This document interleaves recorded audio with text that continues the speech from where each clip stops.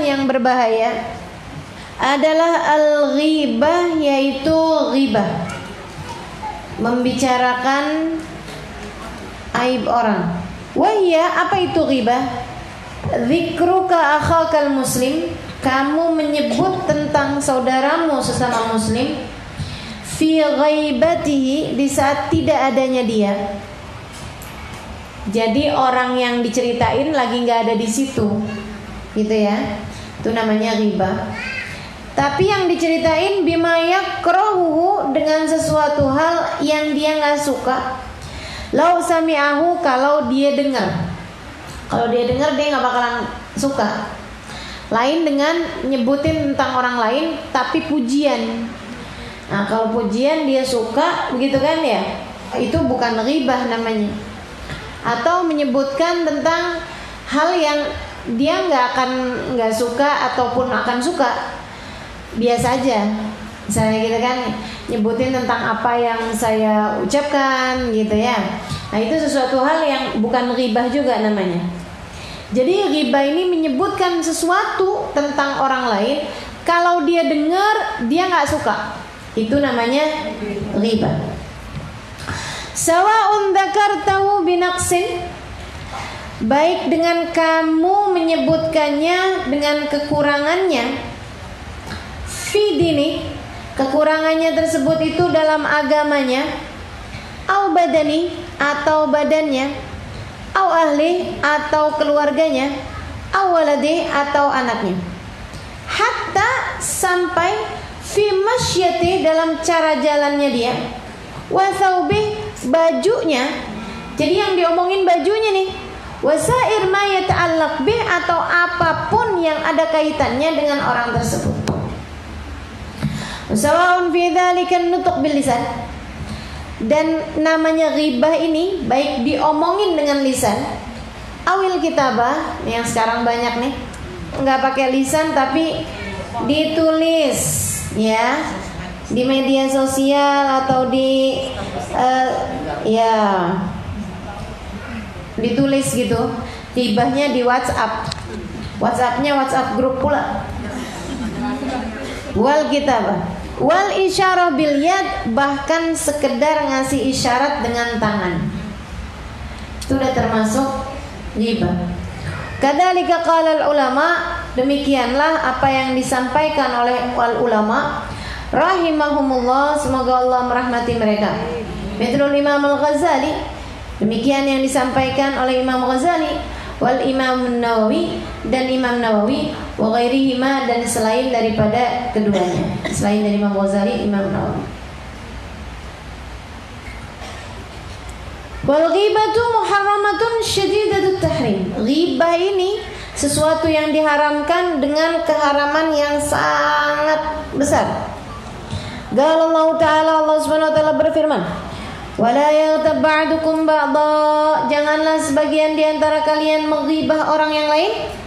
Ayuhibbu ahadukum an yakula lahma akhihi maitan fakarihtumuh, itu sama saja dengan seorang di antara kalian memakan bangkai daging saudaranya sendiri, pastilah dia tidak akan menyukainya.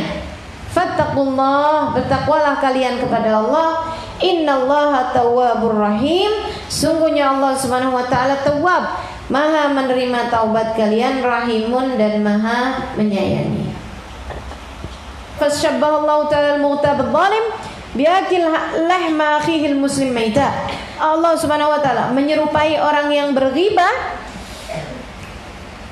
orang yang zalim dengan ghibah ini, dengan orang yang makan bangkai daging saudaranya sesama muslim. Wa nahi kadzalika dzamman wa zajran anil ghibah, tentu itu cukup bagimu untuk sebagai penghalang dan pencegahmu dari ghibah. Waqad qala Rasul sallallahu alaihi wasallam, Nabi Muhammad alaihi wasallam mengatakan, kullul muslim 'alal muslim haram damuh wa maluhu wa irduh, sesama muslim dengan orang muslim yang lainnya haram. Haram apanya? Haram darahnya untuk dibunuh, wa maluh, haram hartanya untuk dikuasai, wa irduh, dan haram harga dirinya untuk dilecehkan. Wa qala alaihi salatu wassalam, bersabda Nabi Muhammad alaihi salatu wassalam, wallahu a'lam bissawab. Teman-teman sekalian saya muliakan, salah satu bahaya paling bahayanya mulut kita nih adalah dari bahayanya ghibah. Apa itu ghibah? Membicarakan aib atau membicarakan orang lain dengan sesuatu hal yang kalau dia dengar dia nggak bakalan suka. Apa namanya? Membicarakan sesuatu dalam diri orang lain yang kalau dia dengar dia nggak suka. Dan itu bukan hanya aib dirinya aja, teman-teman sekalian. Bahkan bukan hanya aib, sekalian, tapi sesuatu hal yang sifatnya memalukan, sifatnya dia malu atau dia nggak suka kalau orang lain tahu, itu pun sudah termasuk dari ghibah kalau kita menyebutkannya. Mau itu aib ataupun yang bukan aib gimana gitu ya. Mohon maaf, keringatnya bau, misalnya gitu. Orang semua juga keringatnya bau, tapi kalau kemudian disebutkan, nah itu jadinya ghibah. Dia itu loh, senang sih kalau dengerin dia, tapi jangan deket-deket. Soalnya kalau deket-deketan mulutnya bau karbit. Jadi teman-teman sekalian, hal yang seperti itu loh, remeh gitu, tentang sesuatu pada diri orang lain, gitu kan ya? Itu udah merupakan ghibah, teman-teman sekalian. Bahkan misalnya nih, itu ya, ustazah itu tuh suka telat, misal gitu. Anggap iya sekalipun, tapi kalau orangnya denger dia nggak suka, termasuk ghibah, teman-teman sekalian. Gitu. Hal yang benar sekalipun, kalau misalnya dia kalau denger nggak suka, gitu kan ya, dia akan mengadakan pembelaan diri misalnya, atau wah gitu juga kok saya, nah, berarti kan nggak suka, iya kan? Kalau kamu diomongin kayak begitu, bakalan jawabnya nggak gitu juga saya, misalnya kayak gitu, berarti sesuatu hal tersebut orang nggak suka kalau diomongin kayak begitu. Nah itu maka jangan kita ngomongin orang lain dengan hal yang seperti itu. Ah sok cakep, ghibah apa bukan? Walaupun cakep beneran, bener ya? Karena cakep sama sok cakep itu beda. Gitu teman-teman sekalian. Sok miskin.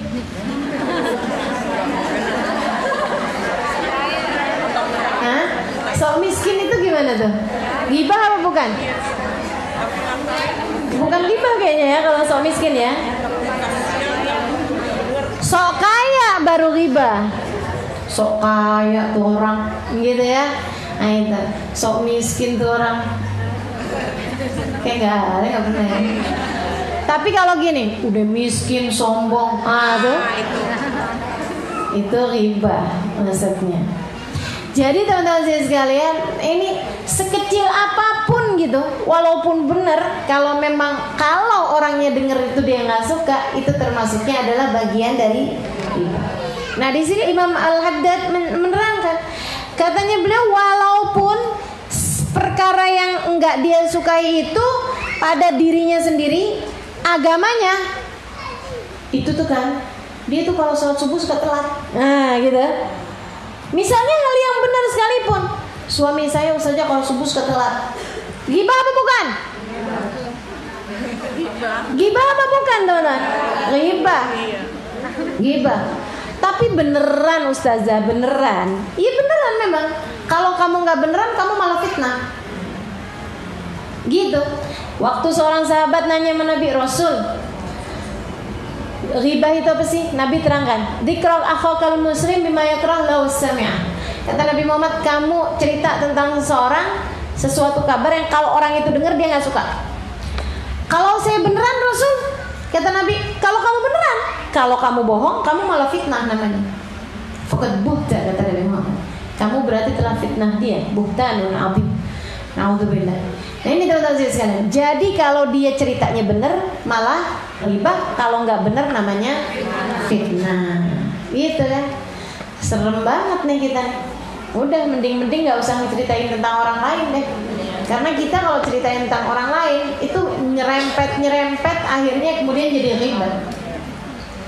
Ngomongin tentang agamanya dia, gitu ya. Ini masa-masa sekarang orang cerita macam-macam. dia dapat berapa tuh dari si fulan? Itu pertanyaan tapi tuduhan. Betul apa enggak? Betul kan? Itu pertanyaan sebenarnya. Dia dapat berapa ya dari si fulan? Gitu kan? Pertanyaan apa tuduhan? Sebenarnya pertanyaan atau pernyataan? Pertanyaan sebenarnya, bukan pernyataan. Tapi dengan kamu ngomong seperti itu, akhirnya jadinya jatuhnya sebagai sebuah tuduhan. Dan tuduhan itu, kalau ternyata iya dia dapat sesuatu dari orang tersebut, itu dia jatuhnya sebagai ghibah, teman-teman sekalian. Karena orangnya kan belum tentu mau disebutin seperti itu. Gitu kan ya? Nah, kalau kemudian ternyata dia itu enggak dapat sesuatu dari orang tersebut, misalnya gitu, jatuhnya adalah fitnah. Serem. Dah, mending nggak usah banyak ngomong kita. Apalagi nih perempuan nih.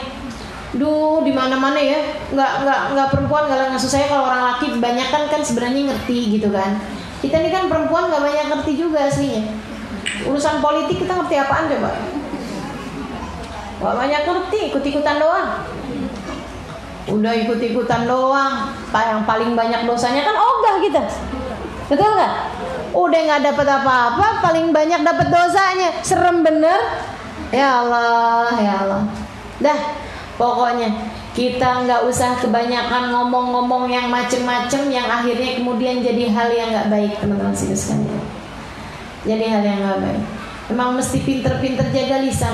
Udah nggak usah banyak-banyak ngomong deh.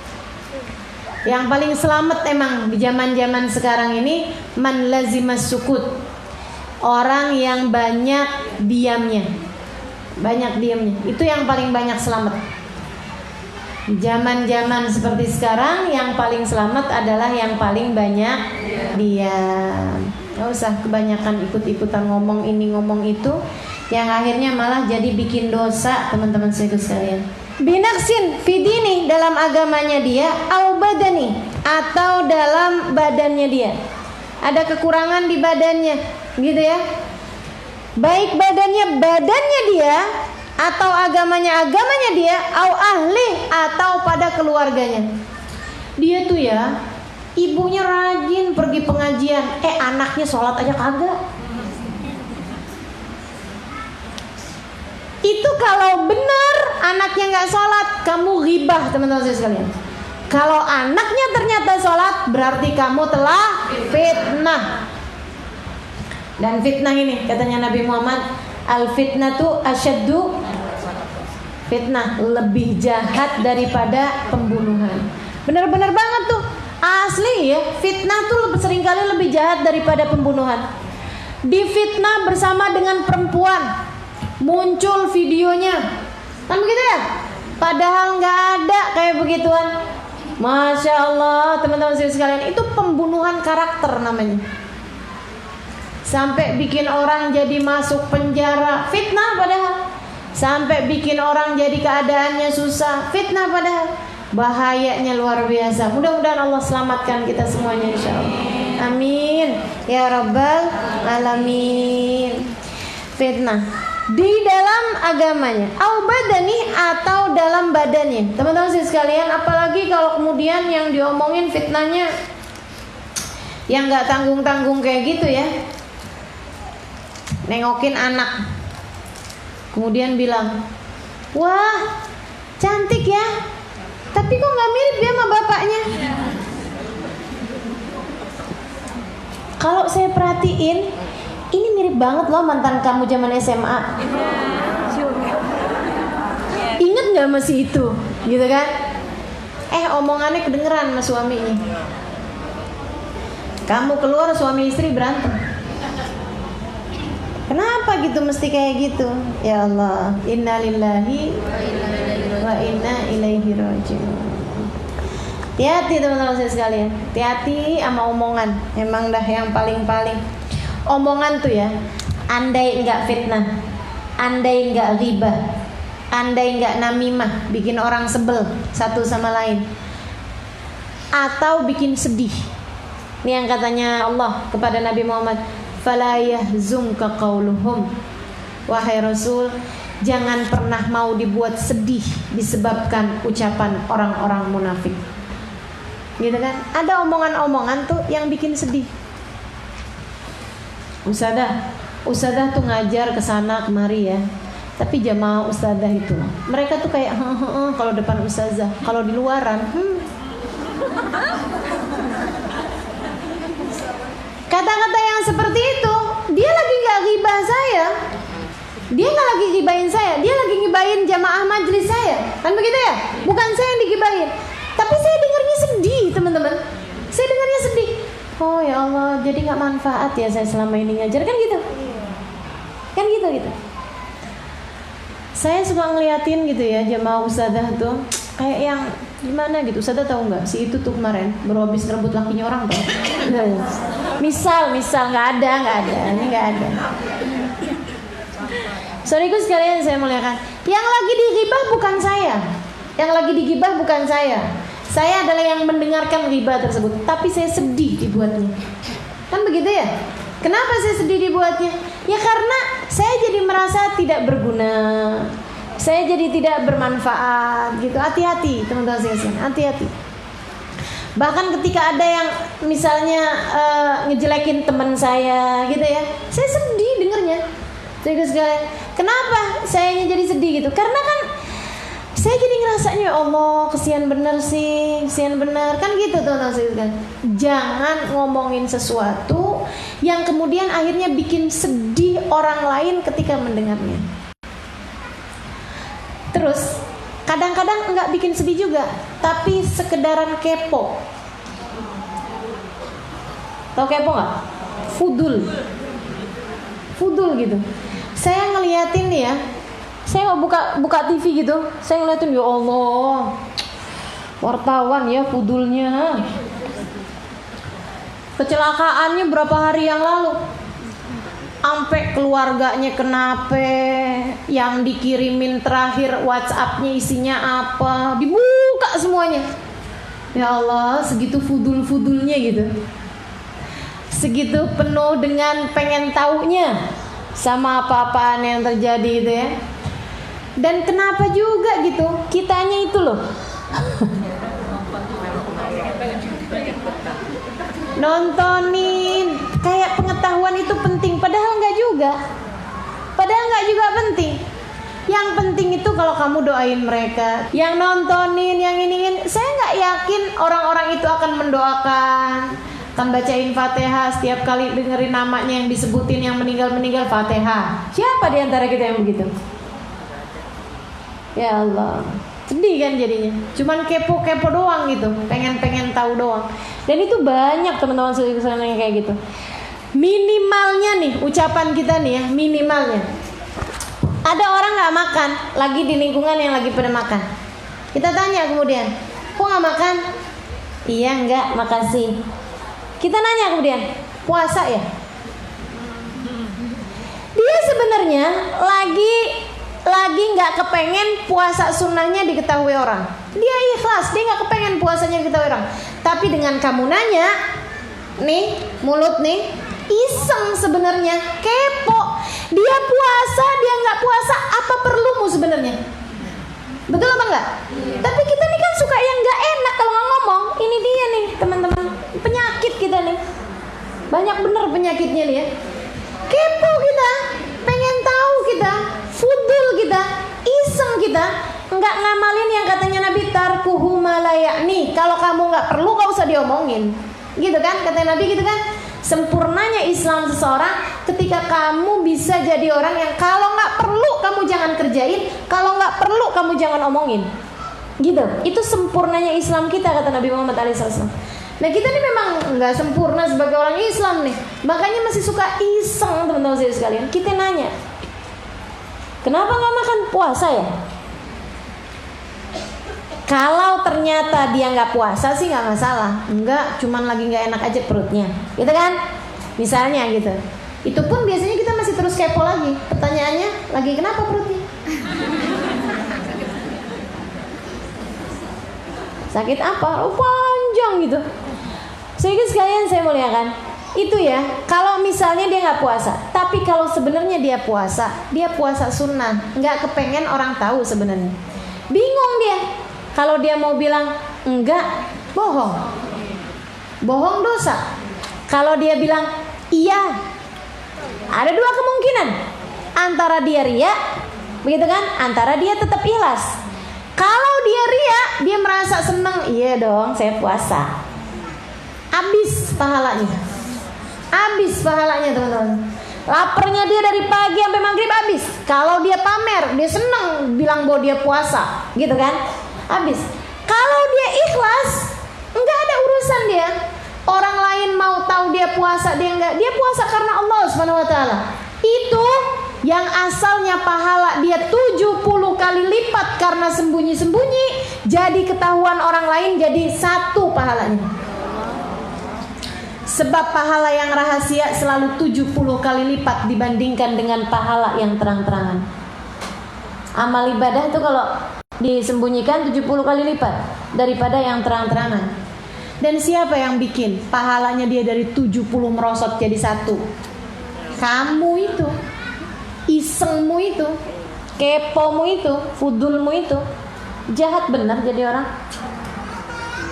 Coba tuh lihatin betapa sangat pentingnya bagi kita untuk diam. Kalau nggak perlu jangan ngomong. Kata Nabi Muhammad, man kana minkum yu'minu billahi wal yawmil akhir falyakul khairan aw liyasmut. Kalau kamu beriman, kamu pasti bakalan memilih untuk berbicara baik atau diam. Pilihannya itu. Bicara baik yang udah pasti baik atau diam. Sedikit sekalian saya muliakan para kekasih Allah, para ulama-ulamanya Allah Subhanahu wa taala. Begitu banget tuh mereka. Begitu banget. Makanya salahnya enggak banyak. Makanya bahkan di antara mereka nggak berbuat salah, nggak berbuat dosa, nggak berbuat salah teman-teman sekalian. Dosa sih udah nggak, salah pun nggak mereka. Kenapa? Karena mereka jagain lisan. Sedikit sekalian saya muliakan, ada Imam An-Nawawi alaihi ridwanullah. Didatengin orang lain, terus orang itu nanya, Imam, orang kalau bunuh orang dia taubat, apakah taubatnya diterima sama Allah? Imam Nawawi diam, kemudian jawab. Kata Imam Nawawi, iya, taubatnya diterima sama Allah. Allah Subhanahu wa taala bilang, innallaha yaghfir an yushraka bihi, innallaha la yaghfir an yushraka bihi wa yaghfiru ma duna dzalika liman yasha. Dosa yang tidak terampuni di sisi Allah adalah dosa musyrik kepada Allah, dan Allah mengampuni dosa selain daripada itu. Baik Imam, jalan dia. Masih di majelis itu juga teman-teman sekalian, datang orang lain lagi. Imam, kalau ada orang bunuh orang, kemudian dia taubat, apakah taubatnya diterima sama Allah? Enggak. Kata Imam Nawawi, tidak diterima taubatnya sama Allah. Sebab Allah Subhanahu wa taala bilang, "Wa may yaqtul mu'minan muta'ammidan fajaza'uhu jahannam khalidan fiha." Siapa yang membunuh orang muslim, maka balasan dari Allah baginya adalah api neraka jahanam dan dia kekal di dalamnya. Baik Imam, keluar. Yang bingung muridnya. Pertanyaannya sama, jawabannya beda. Dua-duanya bawa hadis, bawa dalil, bawa ayat untuk membenarkan pernyataan tersebut. Nanya mereka kepada Imam An-Nawawi, Imam, kenapa bisa kami dengar pertanyaan sama, jawabannya berbeda? Kata Imam Nawawi, yang mana? Tuh tadi pertanyaan mengenai orang bunuh orang. Kata Imam Nawawi, yang pertama datang orang yang telah membunuh orang lain dalam keadaan menyesal, penuh taubat kepada Allah. Dia datang padaku dari jauh, kata Imam Nawawi, sengaja mau mempertanyakan adakah taubatnya diterima oleh Allah Subhanahu wa taala. Maka aku jawab seperti itu. Yang kedua, kata Imam Nawawi, punya rencana membunuh orang tapi takut.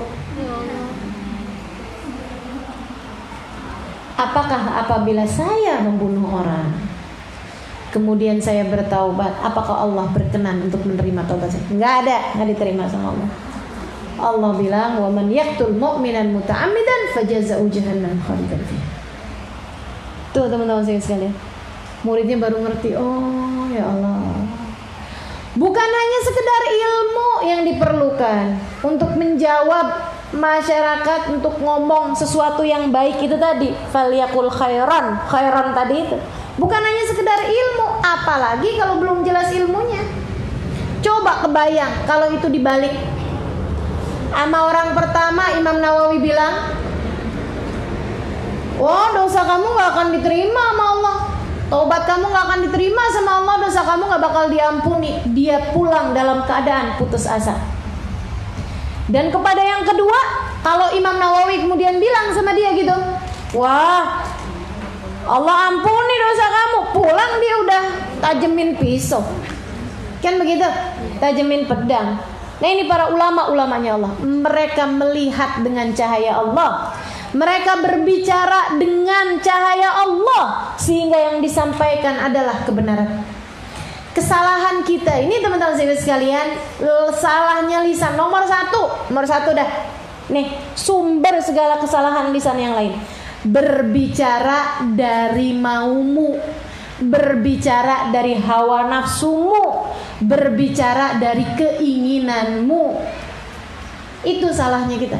Makanya yang keluar ghibah, makanya yang keluar namimah, makanya yang keluar fitnah, makanya yang keluar kata-kata kotor, makanya yang keluar kata-kata kasar, makanya yang keluar kepo, fudul, makanya yang keluar akhirnya bikin pahalanya orang jadi turun, merosot dari 70 jadi 1, gara-garanya kita ngomong dari hawa nafsu.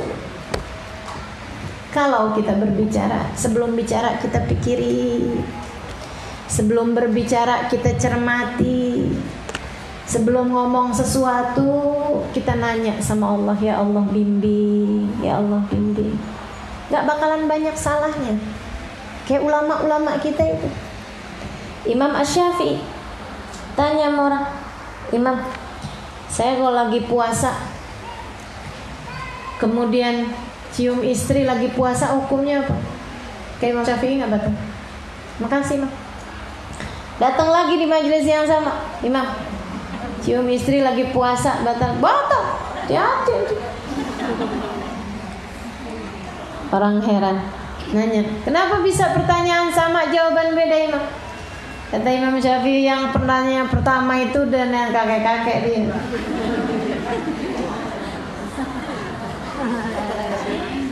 Ya kalaupun mencium istrinya hanyalah kasih sayang, dia nggak batal puasa. Yang pertama tuh pengantin baru, yang kedua pengantin baru tuh yang mana? Bahaya. Kalau bilang dong nggak batal, waduh bisa kemana-mana. Nah ini bisa jawab dengan sesuai keperluan, sesuai kebutuhan orang. Kenapa? Karena mereka berbicara bukan dari hawa nafsu, bukan mau pamer ilmu, bukan mau ngajak orang lain debat, nggak ada urusannya dia. Dia berbicara karena Allah, sehingga Allah karuniakan kepada lisan-lisan mereka cahaya, memandu mereka di atas muka bumi ini, karenanya nggak banyak salahnya. Kita yang belum menjadi lisannya Allah, katanya Rumi, Jalaluddin Ar-Rumi, jika kamu bukan lisan Tuhan, maka jadilah telinga. Ngerti gak nih? Kalau udah saya terangin tadi, insya Allah ngerti ya. Kalau kamu bukan lisan Tuhan, jadilah telinga. Kalau kamu bukan lisannya Allah, maka jadilah telinga. Kalau kamu belum bisa berbicara apa yang Allah inginkan untuk disampaikan, maka lebih baik dengarkan, enggak usah ikut-ikutan bicara. Gitu teman-teman sekalian. Ada orang nanya ini hukumnya gini kan ya? Gak ngerti saya. Nanya aja sama yang lebih ahli. Kan begitu? Banyak banget loh teman-teman sekalian. Ustazah, saya nih loh ustazah, men saya begini. Gimana nih ustazah? Oh berarti kamu sekarang harus sholat. Oh sholat ustazah, saya udah nanya kemarin ustazah katanya gak usah sholat saya. Nanyanya sama siapa? Mesin nih, katanya dia ngaji ustazah. Iya. Kalau nggak ngerti, nggak usah ngomong. Akhirnya kan jadi salah-salah orang. Kayak yang terjadi di zaman Nabi. Ada orang lagi sakit, nanya sama temennya. Dia bilang, saya ini lagi sakit nih, saya nggak bisa mandi, tapi saya wajib mandi. Saya mesti gimana? Kata temennya gini, kemarinan ada yang nanya sama Nabi, dia nggak bisa wudhu. Sama Nabi disuruh kemudian tayamum. Sekarang kamu nggak bisa mandi, kalau gitu kamu guling-guling aja di tanah, guling-guling di padang pasir. Oh gitu ya, guling-guling di padang pasir, mati. Nyampe beritanya sama Nabi. Kata Nabi Muhammad, kesian. Dia mati dibunuh oleh kebodohannya. Ini dibunuh sama kebodohannya, dan yang lebih kesel lagi dibunuh sama kebodohan temennya. Dan begitu, bukan kebodohannya dia, bahkan karena dia merasa dirinya bodoh, dia nanya sama yang dipikirnya lebih pintar, kan itu ya. Tapi ternyata dia dibunuh sama kebodohan temennya. Nah, kamu jangan jadi salah satunya. Kamu kalau nggak ngerti, nanya sama yang emang bener-beneran ngerti. Kita mau urusan sakit aja nggak mau sembarangan orang kita tanya. Kita nanya sama dokter, kan begitu ya. Apalagi urusan beragama, teman-teman sekalian. Jangan nanya yang sama orang sembarang, nanya sama yang emang lebih ngerti. Dan kalau kamu nggak ngerti, ditanya sama orang, jangan jawab. Satu lagi kayak begitu, nanya sama temennya, saya semalam ngimpi perut saya gede terus meledak. Takwilnya apa ya? Ini ya, suka ngomentarin set ada di pikiran, kemudian ngomentarin, itu juga suatu hal yang berbahaya, teman-teman sekalian. Jangan suka nyeletuk perkara yang akhirnya kemudian nggak benar gitu. Kita kalau apa-apa mesti pinter emang jagain lisan. Teman-teman sekalian, dia ngomong kayak gitu sama temennya nih. Sama si temennya dibilang, oh kamu bakalan meninggal dunia karena sakit perut. Sok tahu. Dia kemudian ketemu Nabi hari itu. Dia nanya sama Rasul, ya Rasul, alaihi ra'aitu kata tadi malam Rasul saya ngimpi begini. Nabi nanya, sudahkah kamu ceritakan ini kepada orang lain? Udah Rasul, saya ketemu sama fulan bin fulan, saya cerita. Kan gak pinter jaga lisan. Galak-galak diceritain sama orang. Tadi malam saya ngimpi ini, tadi malam saya begini. Diceritain semua. Saudara sekalian, katanya Nabi Muhammad SAW, itu kalau gitu jadi begitu. Yang udah diceritain sama teman kamu itu. Karena sesungguhnya mimpi itu seperti burung, dia tidak akan jatuh kecuali ditembak. Mentakwilkannya berarti menembaknya. Mentakwilkannya berarti menjadikan burung tersebut terjatuh. Jangan jadi orang yang sok tahu. Sok tahu jangan, kepo jangan, enggak? Ngomongin orang jangan, fitnah jangan, komentar yang enggak bagus jangan. Jadi mestinya kayak gimana dong? Mestinya jangan bicara dari hawa nafsu. Kalau mau ngomong mikirin dulu. Orang yang berakal berpikir baru bicara. Orang yang bodoh bicara dulu baru habis itu mikir. Ya nyesel, tadi kenapa ngomong gitu ya, nyesel. Biar gak banyak nyeselnya kita dalam kehidupan, berusahalah untuk jaga lisan. Semoga Allah jaga lisan kita. Amin ya rabbal alamin. Badannya atau keluarganya. Orang tuh, teman-teman sekalian, kamu kalau jelekin saya, walaupun aslinya jelek, diomongin gitu di luar, misalnya sesuatu hal yang buruk diomongin di luar, walaupun nggak ngaruh sama apa yang saya ajarin, sekedaran misalnya gitu, Ustaz Halimah kok bisa ya, saudara-saudaranya mancung semua, dia kenapa kagak mancung ya, misal gitu. Sedikit sekalian yang saya muliakan, itu ya sesuatu hal yang kalau saya dengar mungkin saya akan sedih. Ya kok bisa ya ampun. Umi saya lagi hamil, pengen apaan yang idamnya ya? Kok bisa nggak mancung sendiri? Misalnya gitu kan. Sedikit sekalian saya muliakan. Tapi dengan kamu ngomongin saya, saya, yang sedih bukan cuma saya. Betul apa enggak? Umi saya sedih, abah saya sedih, saudara saya sedih, kakak adik saya sedih, teman-teman saya sekalian. Betul apa enggak? Termasuk suami saya sedih. Betul apa enggak? Suami saya sedih. Enggak cuma suami saya, mertua saya juga sedih. Iya, mantu saya sian bener, hidungnya kemana tuh? Teman-teman saya sekalian, coba tuh kebayang, dengan kamu jelekin seseorang, yang sedih bukan cuma dia. Kamu berbuat salah bukan cuma sama dia, tapi sama orang tuanya, sama anak-anaknya, sama saudara-saudaranya, sama suaminya, sama mertuanya, sama ipar-iparnya. Begitu banyak orang yang kamu buat sedih hatinya dengan ucapanmu tersebut. Teman-teman saudara sekalian, pikirin itu. Sebelum jelekin orang, pikirin betapa banyaknya hati orang-orang yang tersedihkan dengan ucapanmu tersebut. Saudara sekalian saya muliakan, bahkan katanya beliau bukan cuma jelekin dia, jelekin badannya atau agamanya, tapi jelekin keluarga, berarti juga jelekin orang tersebut juga, kan ikutan sedih juga. Wawaladu atau anaknya. Bahkan nih teman-teman sekalian, jelekin binatang ternak. Kalau ada orang punya binatang ternak, jelekin binatang ternaknya aja termasuk ghibah. Binatang peliharaan, nih ada orang pelihara kucing, kita jelek-jelekin kucingnya, itu termasuk ghibah. Lihatin nggak kucingnya tuh kurapan, misal gitu ya, misal kucingnya gak telat. Saya kemarin mainan kucingnya, tahu-tahu saya begitu makan mules perut saya, kayaknya ada bakterinya tuh kucingnya, misal gitu teman-teman sekalian. Itu tuh kamu ngomongin kucing, tapi kamu sedang berghibah namanya. Gibahin siapa sih ngomongin kucing kok? Gibahin pemiliknya. Karena yang sedih dengan ucapanmu tersebut, yang gak suka mendengarnya adalah pemiliknya, teman-teman saya sekalian. Gitu. Itu termasuk ghibah juga. Kamu jelekin buku saya, berarti jelekin saya. Kamu jelekin tulisan saya, berarti jelekin saya. Kamu jelekin teman-teman saya, berarti jelekin saya juga. Kamu jelekin sahabat-sahabat saya, berarti jelekin saya juga.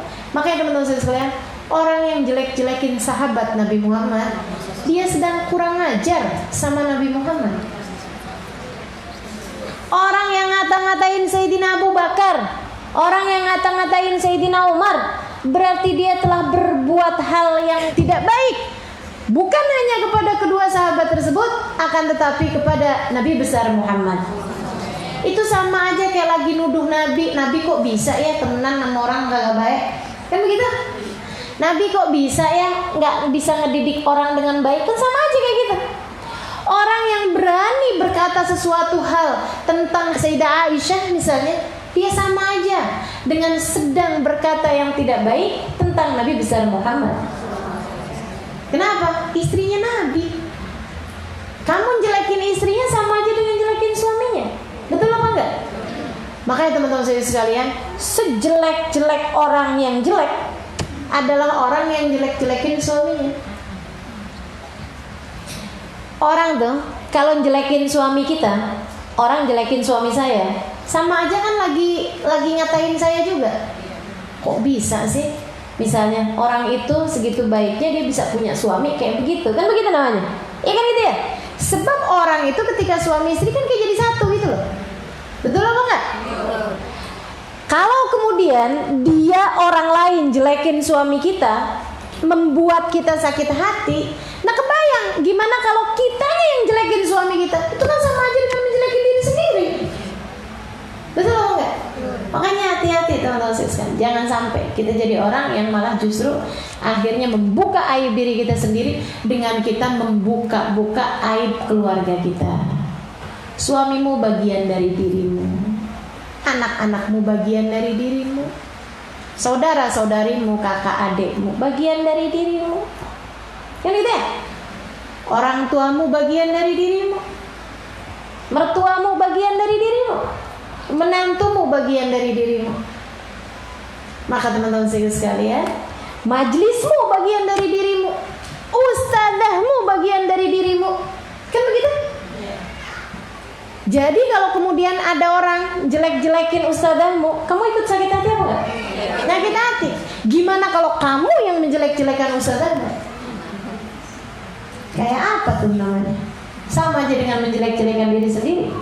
Ya Allah, mudah-mudahan Allah SWT karuniakan penjagaan di lisan kita, bikin kita jadi ngerti mana yang mesti diomongin, mana yang mestinya diam, paham berbicara di waktu yang paling tepat kepada orang yang paling tepat, tahu kapan harus bicara, kapan harus diam, gitu ya. Kalau nggak perlu-perlu nggak usah ngomong.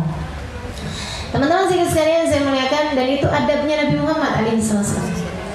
Nabi itu, saya pelajarin apa aja tentang Nabi, baca apa aja tentang Nabi, ya Allah, tambah-tambah kagumnya, tambah-tambah cintanya, tambah-tambah sayangnya. Nabi itu orang yang paling pinter jagain lisan. Beliau tahu kapan bicara pada waktu yang paling tepat kepada orang yang paling tepat. Nggak pernah ada ceritanya Nabi Muhammad ngomongin orang. Bahkan kalau beliau harus tegur orang, itu bahasanya Nabi mabalu aqwam gitu. Kenapa ya? Ada orang-orang yang berbuat begini begitu. Beliau nggak pernah nunjuk orang. Beliau nggak pernah sebut nama satu orang. Nggak ada Nabi Muhammad alaihissalam. Nabi hanya akan bilang kenapa ada orang yang begini gitu. Nggak pernah disebut nama seseorang. Semua ucapan Nabi adalah hadis. Ingat gitu ya? Dan kamu dapetin hadis semuanya, nggak ada tuh yang jelek-jelekin orang. Alaihi salatu wassalam. Cakep bener Nabi Muhammad berbicara.